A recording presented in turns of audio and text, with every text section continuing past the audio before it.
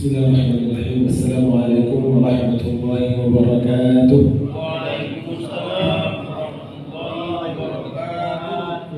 Alhamdulillah rabbil alamin. Wassalatu wassalamu ala asyrafil anbiya'i wal mursalin wa ala alihi wa sahbihi ajma'in. Subhanaka la ilma lana illa ma 'allamtana innaka antal alimul hakim. Rabbi shrah li sadri wa yassir li amri wahlul 'uqdatam min lisani yafqahu qawli. Bersyukur kita kepada Allah Subhanahu wa taala dan mengucapkan alhamdulillahi rabbil alamin. Bersalawat kita kepada baginda Rasulullah sallallahu alaihi wasallam dan mengucapkan Allahumma shalli wa sallim wa barik ala sayyidina Muhammad wa ala alihi wa ashabihi ajma'in. Yang kami hormati, yang kami muliakan para tuan-tuan guru, para asatidz dan juga orang tua kami. Semua kita senantiasa dirahmati Allah Subhanahu wa taala. Sebelum kita memulai kajian adab pada pagi hari ini, marilah kita mengirimkan surat Al-Fatihah kepada muallif kitab, yaitu Sayyid Muhammad Amin bin Idris bin Abdullah bin Umar bin Syekh Abu Bakar bin Salim Ba'alawi Al-Husain. Lahu Al-Fatihah.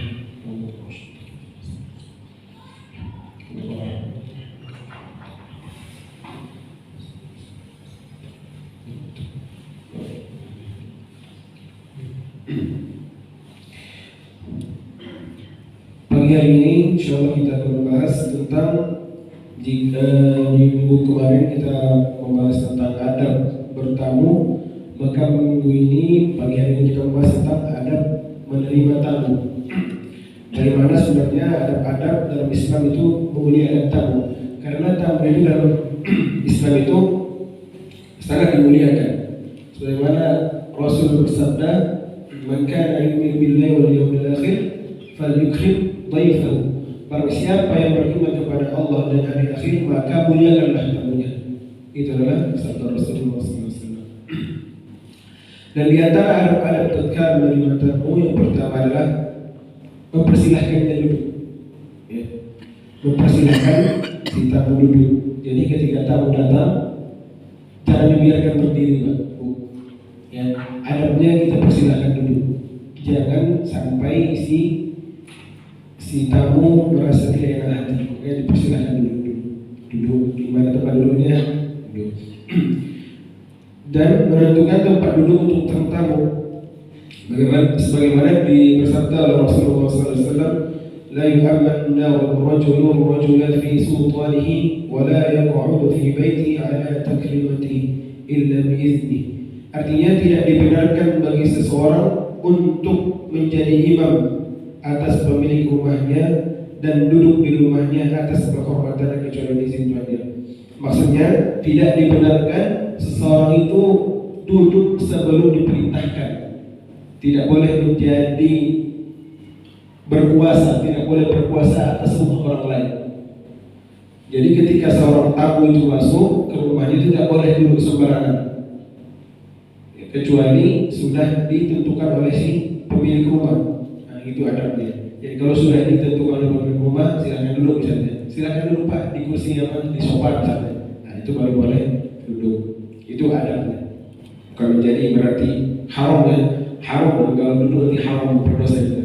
Adab-adabnya seperti itu. Memuliakan tamu. Tidak, yang selanjutnya tidak memaksakan diri tidak memaksakan diri di atas kemampuan dalam menghidangkan makanan atau minuman kepada tamu. Misalnya karena kita saking ta'zimnya, saking senangnya kedatangan tamu misalnya, karena tamu ini Masya Allah sangat kita hormati misalnya, sampai-sampai kita membebani diri kita. Misalnya kita mempunyai cuma masak tempe misalnya di rumah. Nah, kita saking bahagianya menerima tamu, kita saking berhutang-hutang misalnya, berhutang-hutang pinjam uang ke tamu, ke tetangga untuk memuliakan tamu. Ini pun tidak diperbolehkan. Ini tidak diperbolehkan. Saking memaksakan dirinya sampai kita menghutang misalnya ke tetangga untuk menghormati si tamu ketahui, ini dalam Islam tidak diperbolehkan. Memaksakan diri di atas kemampuannya. Kita berikan apa yang terbaik yang ada di rumah kita. Bersabda sabda Rasulullah SAW, "La tukallafu lid-dhaif, fatabaghaduhu, fa innahu man abghadha ad-dhaifa faqad abghadha Allah, wa man abghadha Allah abghadahu Allah." Janganlah kalian memaksakan diri untuk memberikan hidangan kepada tamu, karena sesungguhnya hal tersebut akan menyebabkan kalian membenci akan kedatangan tamu. Maka sesungguhnya barang siapa yang membenci tamu, maka dia telah membenci Allah. Dan barang siapa membenci Allah, maka Allah pun akan membencinya. Jangan sampai karena kedatangan tamu tadi kita memaksakan diri berhutang-hutang untuk menyediakan makanan, sampai-sampai ketika dia datang lagi sekali lagi, kita dalam hati, kenapa dia datang terus ini, misalnya gitu kan. Sampai-sampai kita membenci kedatangannya. Ini tidak dibenarkan oleh Rasulullah SAW, karena takut akan menimbulkan kebencian. Kedatangan tamu kita menjadi benci jadinya. Kita tidak suka jadinya kalau dia datang, misalnya menjadi tamu datang pun kita tidak suka. Itu yang dimaksud oleh Rasulullah SAW. Akhlak salafus saleh dalam menerima tamu. Al-Habib Zain bin Ibrahim bin Sumaid berkata, dan di antara sebagian akhlaknya salafus saleh yaitu mereka tidak memaksakan diri di atas kemampuannya dalam memberi hidangan kepada para tamunya. Oleh karena itu, pintu rumah mereka selalu terbuka untuk para tamunya, dan mereka selalu bangga dengan tamu kapan saja mereka datang. Itu kalau para salafus saleh itu tidak pernah memaksakan dirinya. Jadi apa yang ada di rumahnya, misalnya kalau para zaman dulu minyak samin ada ya, minyak samin, roti gandum ada, roti gandum dikasih, tidak sampai memaksakan dirinya. Apa yang ada di rumah itulah, apa yang ada terbaik dalam rumahnya, itu yang disuguhkan kepada tamunya.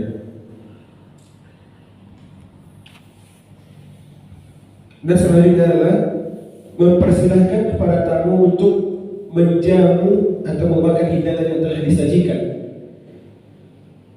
Mempersilahkan tamu setelah kita misalnya telah menghidangkan makanan, kemudian dipersilahkan, Pak, jangan dibiarkan, dipersilahkan, karena sebagian tamu itu canggung untuk mengambil makanan yang telah dihidangkan. Dipersilahkan, itu salah satu adabnya.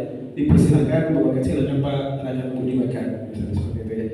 Berdasarkan firman Allah Subhanahu wa taala, berdasarkan firman Allah Subhanahu wa taala dalam surat Al-Dhariyat, hal ataka hadithu dhayfi Ibrahim al-mukramin idh dakhalu alayhi faqalu salaman qala salamun qawmun munkarun faragha ila ahlihi faja'a bi'ijlin samin faqarrabahu ilayhim qala ala ta'kulun. Apakah telah sampai kepadamu wahai Muhammad cerita tentang tamu Ibrahim, yaitu para malaikat yang dimuliakan? Ingatlah ketika mereka masuk ke tempatnya lalu mengucapkan salamun. Ketika para malaikat masuk ke rumah Ibrahim, para malaikat mengucapkan salamun, maka Ibrahim menjawab, salamun, kamu sekalian adalah orang-orang tidak dikenal. Maka dia pun pergi dengan diam-diam menemui keluarganya. Kemudian dia datang dengan membawa daging anak sapi yang gemuk, lalu dihidangkannya kepada mereka. Lalu Ibrahim berkata, silahkan kamu makan. Setelah tamunya datang, para malaikat ini, Nabi Ibrahim keluar diam-diam mencari daging sapi. Setelah ditemukannya, maka dihidangkan kepada para malaikat. Itulah yang dimaksudkan akhlak Nabi Ibrahim, menghidangkan makanan. Silahkan kamu makan. Baru sahabat itu, Pak, sebagaimana dikisahkan itu, mereka itu kalau tidak kedatangan tamu itu merasa kurang. Pernah suatu cerita dikatakan pada suatu hari Al-Imam Ali bin Abi Thalib menangis. Kemudian beliau ditanya, mengapa engkau menangis wahai Ali? Beliau menjawab, telah berlalu seminggu namun tidak ada tamu yang datang ke rumahku, katanya Ali bin Abi Thalib. Jadi para sahabat itu kalau tidak ada tamu yang datang ke rumahnya itu, mereka itu sedih, sedih kalau tidak datang bulanan ke rumahnya. Karena salah satu bukti kecintaan seseorang kepada kita itu yaitu sering mengunjungi kita. Jangan Pak, kalau seseorang itu sayang kepada kita itu, suka kepada kita itu sering mengunjungi kita. Sama seperti kalau kita misalnya ada rasa sayang kepada seseorang, pasti kita sering mengunjungi. Kalau zaman sekarang mungkin sering kita chatting kan gitu, sering kita chat, tanya kabar. Nah, itu salah satu bukti kecintaan kita. Nah, kalau kita, makanya Ali bin Abi Thalib itu sedih. Diriwayatkan selama seminggu itu tak ada yang datang ke rumah beliau. Sampai-sampai itu beliau itu kalau mau apa, dia cari tamu, dia ajak ke rumahnya. Ali bin Abi Thalib, dia ajak ke rumahnya untuk bertamu. Itulah saking sebahagianya para sahabat jika kedatangan tamu. Kemudian meminta maaf kepada tamu dengan mengatakan bahwa hidangan yang telah disediakan hanyalah sedikit, meskipun hidangan tersebut sebenarnya sudah banyak. Ya, itu buktinya ketawaduan, kerendahan diri si penerima tamu, meminta maaf kepada tamu, mengatakan bahwa hidangan yang telah disediakan sedikit, meskipun hidangan tersebut sudah banyak dan mewah. Tatkala menghidangkan makanan, maka dahulukanlah tamu yang lebih alim, lebih tua atau lebih alim untuk memakannya. Sebagaimana Allah Subhanahu wa taala berfirman, "Yarfa'illahu alladhina amanu minkum walladhina utul 'ilma darajat. Wallahu bima ta'maluna khabir."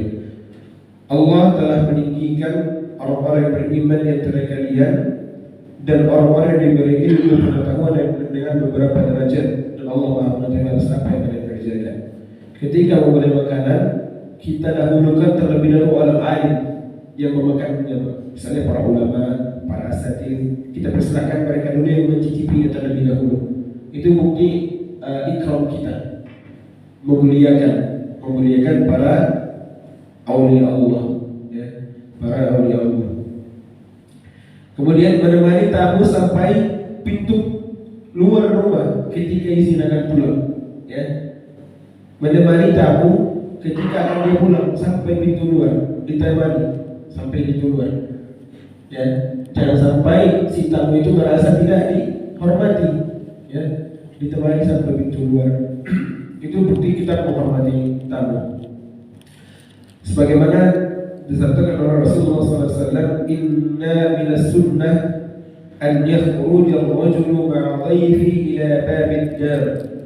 Di antara termasuk dalam hukum sunnah atau kebiasaan Rasulullah SAW itu hendaknya seseorang lelaki menemani tamunya tatkala akan pulang sampai pintu rumahnya. Tatkala ketika akan pulang dikawani sampai pintu rumah kita, dan dibiarkan si tamu itu pulang sendirinya. Ya, itu adalah bukti kita memuliakan tamu. Kemudian berjabat tangan dengan tamu yang mahram, jangan kebalik, ya, jangan kebalik. Berjabat tangan dengan tamu yang mahram, ada hubungan mahram. Ya, sekarang mungkin kita sudah tidak lupa mungkin kita tentang siapa mahram kita sebenarnya. Ya. Banyak sekarang asal sambil salam aja, tak mengetahui mana mahramnya mana bukan mahramnya yang bagus sekarang ya. Itu sebenarnya salah satu kitab pembahasan fikih sebenarnya. Ya. Tapi contohnya sekarang banyak yang berjabat tangan yang bukan mahram. Ya.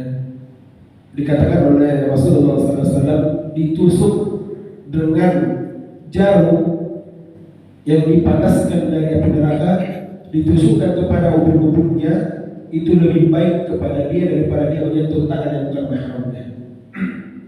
Menyentuh tangan yang bukan mahramnya itu lebih baik kepadanya ditusukkan jarum yang dipanaskan dari api neraka, ditusukkan kepada ubun-ubunnya, itu lebih baik kepada dia daripada dia menyentuh tangan yang bukan mahramnya, menyentuh kulit yang bukan mahramnya. Itu saking kerasnya larangan untuk menyentuh yang bukan mahram kita. Mungkin nanti di kajian fikih dibahas tentang hubungan mahram, biar kita lebih berhati-hati dalam bersalaman kepada yang bukan mahram kita. Mungkin itu saja untuk kali ini, kesempatan kali ini. Insyaallah di kesempatan yang lainnya kita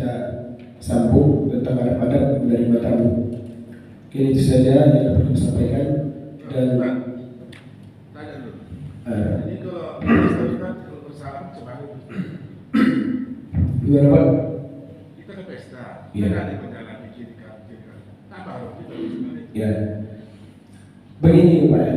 Di dalam syariat Islam itu istilahnya tidak ada istilah tidak enak, ya. Tidak ada istilah tidak enak. Yang namanya syariat ya syariat, tidak ada namanya istilah. Kalau kebiasaan itu melanggar agama, ya, kebiasaan itu melanggar syariat kita, syariat harus dijalankan, kebiasaan kita tinggalkan. Kan banyak sekarang ya, apalagi sekarang itu keuntungannya corona ya, kita bisa begini, misalnya, ya, seperti demi menghindari perjalanan yang bukan mahram. Sebenarnya itu karena kekurangan pemahaman kita saja, karena kita merasa tidak enak, karena kita tidak paham ilmunya. Karena sebenarnya kita sama-sama memahami ilmunya. Si perempuan sudah paham, si laki-laki sudah paham, itu tidak akan terjadi jabat tangan. Nah, itu. Dan tidak merasa tidak enak hati. Nah, itu dia karena kita belum paham ilmunya. Nah, itu. Karena kalau kita sudah paham ilmunya, itu kita biasa saja, tidak berjabat tangan yang bukan mahram itu biasa saja. Nah, itu. Karena kita mungkin belum paham ilmunya, maka kita merasa tidak enak hati. Karena dalam syariat Islam itu tidak namanya tidak enak hati. Kalau bukan mahram, haram ya udah haram. Nah, itu. Itu lah. Kalau jabat tangan di pesta, kita bisa begini, yang bukan mahram. Ini bukan karena kita, kalau sekarang mungkin orang bisa ngomong corona, begini ya sekarang ya, zaman sekarang. Nah, tapi karena kita menjalankan syariat, itu sudah tadi, itu yang harus kita renungkan, ditusukkan jarum yang diperaskan dari pendaratan kepada ubun-ubun kita itu lebih baik daripada kita bersalaman yang bukan mahram kita. Nah, itu sebenarnya. Bukan itulah patokan kita, bukan kebiasaan kita, bukan kebiasaan di lingkungan masyarakat. Kalau kebiasaan bertentangan dengan syariat, kebiasaan harus kita tinggalkan, syariat kita jalankan. Nah, seperti itu Pak. Iya. Perempuan sama perempuan. Perempuan sama perempuan itu mahram deh. Perempuan sama perempuan itu.